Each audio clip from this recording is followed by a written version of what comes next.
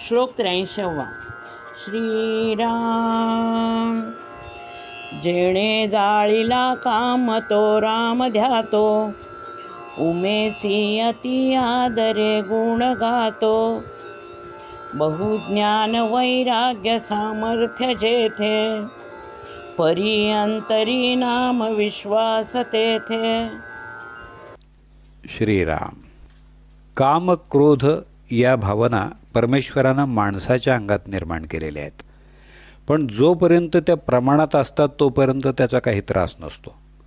जसं कोणताही पदार्थ शिजवताना तिखट, मीठ, मसाला वगैरेचं प्रमाण जर बरोबर असेल तर पदार्थ रुचकर बनतो, तसं प्रपंचामध्ये काम आणि क्रोधाचं प्रमाण जर बरोबर नसेल तर अनर्थ ओढवू शकतो.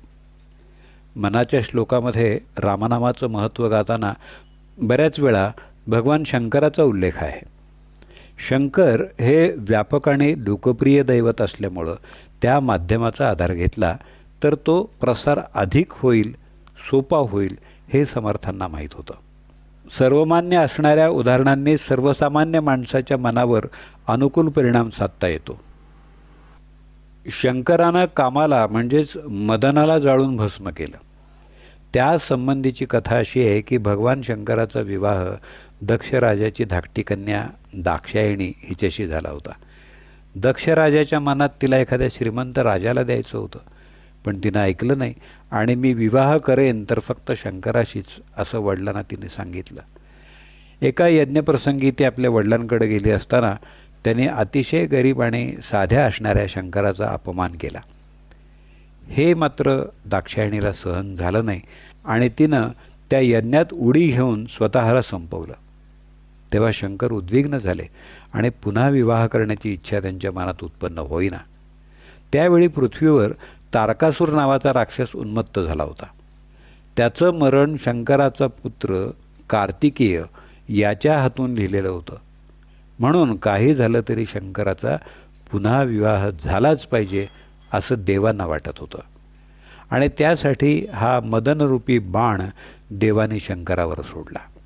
त्यावेळी शंकर हिमवान राजाची कन्या पार्वती तिच्याशी विवाह करायला तयार झाले.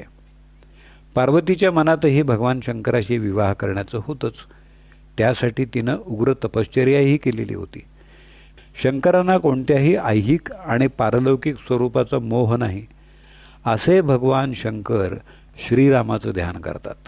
त्यांनाही रामनामाची ओढ आहे. एवढंच नव्हे तर रामाचं महत्त्व, त्यांचं श्रेष्ठत्व त्यांनी आपली पत्नी पार्वती हिला अनेक प्रकारे सांगितलेलं आहे. अशा पार्वती मातेला सुद्धा श्रीरामाची महानता पटल्यामुळं शंकर पार्वती श्रीरामाचं अति आदरानं भजन करतात, ध्यान करतात. पुढच्या चरणामध्ये समर्थांनी श्री शंकराची योग्यता किती असामान्य आहे हे सांगितलेलं आहे. ते देवाधिदेव म्हणजेच महादेव आहेत. सर्व देवांना अमृत मिळावं म्हणून शंकराने स्वतः हलाहल प्राशन केलं आणि म्हणून त्यांना महादेव म्हणतात. ते सर्व विश्वाचे धनी आहेत म्हणून त्यांना विश्वनाथ म्हणतात. व्याकरणापासून वेदांतापर्यंत आणि शिल्पशास्त्रापासून ज्योतिषशास्त्रापर्यंत सर्व प्रकारच्या ज्ञानाचे ते प्रवर्तक आहेत. एवढंच नव्हे तर अनेक ऋषीमुनींना जी शास्त्र प्राप्त होती ती भगवान शंकराच्या प्रसादानंच मिळाली होती. त्यांचं वैराग्य आपणा सर्वांना बहुश्रुत आहेच. त्यांच्या वैराग्याच्या तेजानं मदन जळाला. स्मशानातला त्यांचा निवास, भिक्षाटन करणं, चिताभस्म लावणं, त्यांचा पोशाख या सर्व गोष्टी त्यांच्या वैराग्याची साक्ष देतात. जसे ते ज्ञानी आणि वैराग्यशाली आहेत तसंच ते सामर्थ्यवानही आहेत.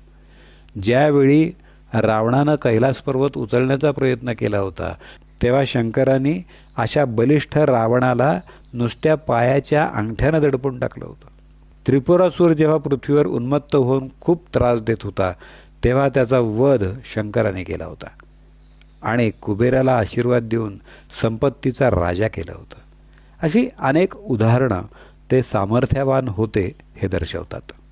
अशा ज्ञान आणि वैराग्य, सामर्थ्य यांनी संपन्न असलेले भगवान शंकर रामाच्या नामावर विश्वास ठेवतात.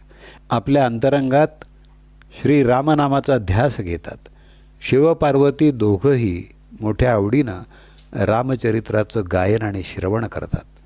या रामनामाविषयी सर्वसामान्य माणसानं मात्र अविश्वास दाखवावा याचं समर्थांना आश्चर्य वाटतं. जय जय रघुवीर समर्थ. जेणे जाळीला काम तो राम द्यातो, उमेसी अति आदरे गुण गातो. बहुज्ञान वैराग्य सामर्थ्य जेथे, परी अंतरी नाम विश्वास तेथे. श्रीराम.